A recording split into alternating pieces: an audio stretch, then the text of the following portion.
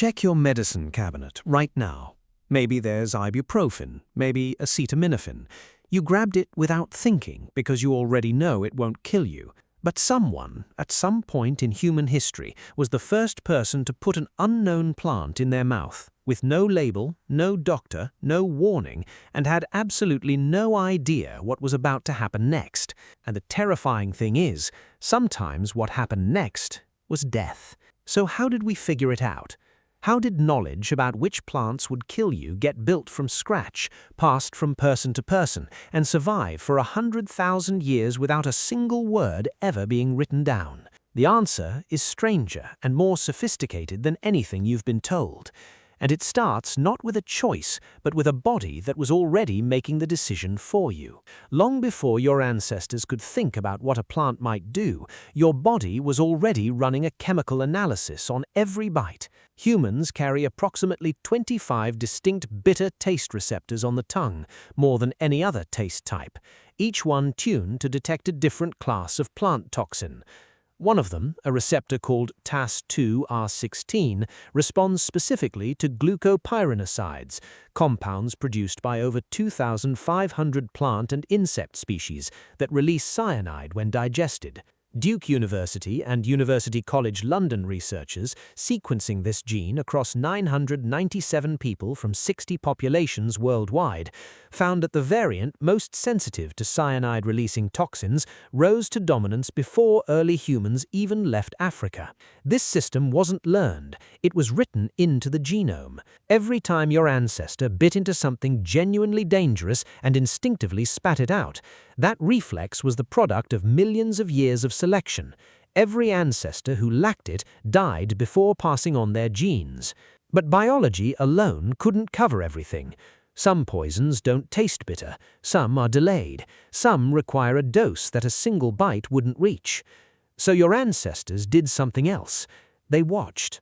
Long before humans developed their own systematic understanding of plants, they had teachers.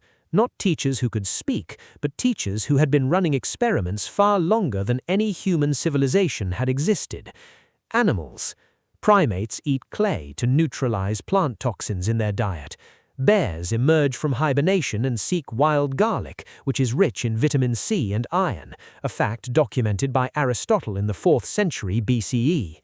In 2024, a wild orangutan at a research site in Indonesia was observed chewing the leaves of a plant with documented antibacterial and anti-inflammatory properties, and applying the resulting paste directly to an open wound on its face, repeatedly, until it healed completely. Scientists called it the first documented case of active wound treatment by a wild animal. But here's what that actually means. The knowledge that plant held a healing compound existed in this species long before any human put it in a medical textbook. Your ancestors didn't just watch and copy randomly. They watched strategically, building a library of evidence over generations that no individual could accumulate alone. And then they figured out how to keep it. In January 2026, a study published in Science Advances identified the residue of giftbol, a toxic South African plant whose alkaloids attack the cardiovascular system, on arrowheads excavated from the Umlatuzana rock shelter in KwaZulu-Natal. The arrowheads are 60,000 years old. This is the oldest direct evidence of humans deliberately weaponizing a plant's chemistry. But what makes it extraordinary isn't just the age, it's what it means cognitively. Giftbol doesn't kill on impact. The poison takes hours to work. The hunter who coated those arrowheads shot an animal and then waited, tracking it calmly while it fled apparently unharmed, understood delayed causation. They held a model of invisible chemistry operating on a timeline they couldn't see. That is not instinct. That is applied pharmacology 60,000 years before the word existed. And they remembered it. Not in books, in something that turns out to be far more durable. Australian Aboriginal communities have been telling stories about coastlines that no longer exist, swallowed by rising seas at the end of the last ice age, for between 7,000 and 13,000 years.